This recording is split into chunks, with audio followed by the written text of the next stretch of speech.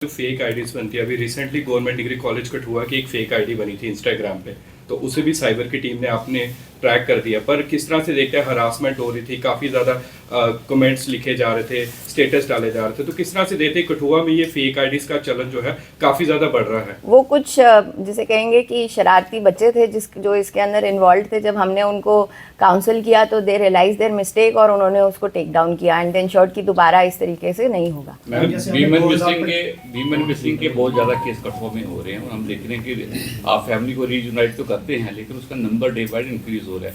क्या इसके पीछे कोई नेक्सस वर्क तो नहीं कर रहा है जो वीमेन को फ्रॉडुलेंटली वे पे उनको ले जाता है या कुछ करता है? वट मुझे ऐसे नेक्सस टाइप का तो इसमें कुछ नहीं दिखता है, बट हाँ, सोशल मीडिया के सबकी लाइफ्स में आने के बाद इस चीज़ का इम्पैक्ट बहुत ज़्यादा देखने को मिला है।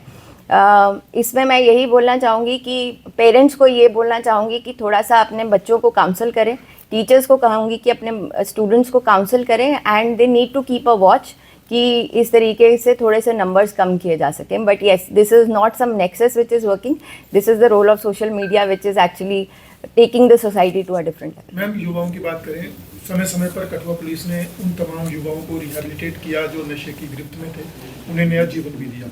2026 में उन युवाओं के लिए क्या कुछ नया विजन है? क्या उसमें जो आंकड़ा है, जो आपकी कैपेसिटी है, उसमें बढ़ोतरी की जाएगी या फिर जिस तरह से एज इट इज़ चलता रहा कि जितने युवा आते हैं जैसे और बड़े पैमाने पर किया जाएगा? कुछ लोग हैं जो नहीं बता पाते, उन्हें किस तरह से रिहेबिलिटेट किया जाएगा और क्या कुछ उस कदम में? देखिए, मैं एक एग्जांपल से आपके क्वेश्चन का आंसर करूंगी।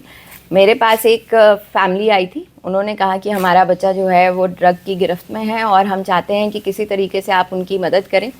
वो घर पे भी बहुत कम आता था, तो मैं उस परिवार के टच में रही पूरा टाइम। मैंने उनको अपना नंबर दिया, मैंने कहा कि जब भी आपका बच्चा आपके घर में आता है किसी तरीके से उसको वहीं पे घर में कंटेन करिएगा, हम उसको आएंगे, उसको ड्रग रिहैबिलिटेशन सेंटर के अंदर भेजेंगे।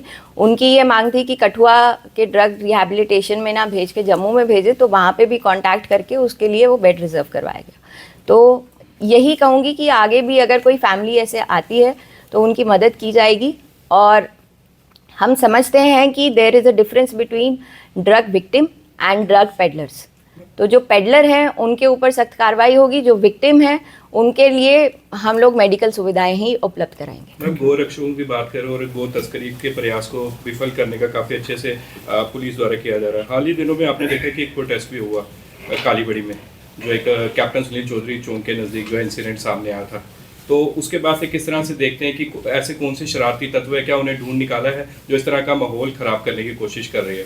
ये जिस इंसिडेंट की आप बात कर रहे हैं उसके अंदर शरारती तत्व तो एक डॉग था, और वो जो सीवर्ड हेड जो मिला है वो भी गाय का नहीं था, वो एक बफेलो का था। उस चीज़ की वेटनरी डॉक्टर ने पुष्टि करी और उसको हमने आप सबको वो पहुंचाया भी कि दिस इज़ समथिंग जो एक गलत तरीके से प्रेजेंट किया गया और इसको ठीक करने की ज़रूरत है, लोगों को शांत करने की ज़रूरत है। लोगों को फिर ये समझाया भी गया कि वो इस चीज़ का मुद्दा ना बनाए क्योंकि वो एक बफेलो का सर था। तो बाकी जो मोबाइल जो कहा था कि सीसीटीवी फुटेज जो है वो शेयर कर दी जाएगी सभी के साथ, वो सीसीटीवी फुटेज तो शेयर कर दी गई थी उसी दिन। वो अभी तक आई नहीं ना सामने, क्योंकि हमारे पास सिर्फ लेटर ही आया था उसमें कि जिसमें वो रिपोर्ट आई थी, मेडिकल रिपोर्ट। जो फुटेज जो है मैं अभी आपको डाल देती हूँ, पर वैसे मैंने उसमें सर्कुलेट करवा दी थी। I don't know how it did not reach you, but वो आपको ग्रुप पे मैं डाल देती हूँ। जिस तरीके से आपने 2025 की बात की है कि जिस तरीके से पुलिस की अचीवमेंट्स की आपने बात की है, तो आपको क्या लगता है कि लोगों के ऊपर, जो सोसाइटी के ऊपर कहीं ना कहीं पुलिस के प्रति विश्वास जो हुआ है, कायम हुआ है? देखिए, कोशिश तो यही रहती है as district police head here कि जितना हो सके लोगों के प्रति एक विश्वास बना सके, एक पीपल फ्रेंडली और कम्युनिटी पुलिसिंग को हम ज़्यादा से ज़्यादा लोगों तक लेके जा सके, लोगों का पार्टिसिपेशन बढ़े पुलिसिंग के साथ और उनका विश्वास बढ़े, वो हमारे आँख और कान बने, हमको इन्फॉर्मेशन दे और हम उनके साथ हैंड इन हैंड काम करें। मैम, कल नया साल है, पास्ट हिस्ट्री अगर देखिए तो साल के पहले दिन ही काफ़ी टेररिज्म रिलेटेड बड़े इंसिडेंट हुए हैं। धांगरी, नरसंहार जो है, रजौरी, फिर पठानकोट, क्या कुछ स्पेसिफिक इनपुट तो नहीं है मैम कल को लेके जो आप? देखिए, चाहे नया साल हो, चाहे 26 जनवरी हो और उसके बाद जितने भी फेस्टिवल्स हो, एक जनरल हाई अलर्ट तो एरिया में रहता ही है।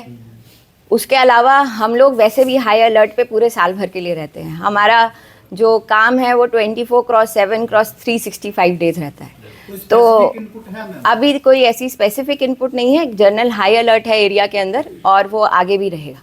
तो पब्लिक पैनिक ना हो ना, क्योंकि 31 है, लोग सेलिब्रेशन के लिए निकल रहे हैं। बिल्कुल सेलिब्रेशन के लिए निकले पब्लिक, और कोई ऐसे डरने की बात नहीं है। हम लोग अपनी ड्यूटीज़ जो है वो पूरे तरीके से कर रहे हैं, अच्छे से जितना अलर्ट हमें रहना है हम वैसे रह रहे हैं। बाकी सब सिस्टर एजेंसीज़ के साथ मिलके काम चल रहा है और इसमें सेलिब्रेशन में कोई कमी नहीं आनी चाहिए लोगों के द्वारा। बिल्कुल करें। Thank you. Thank you so much.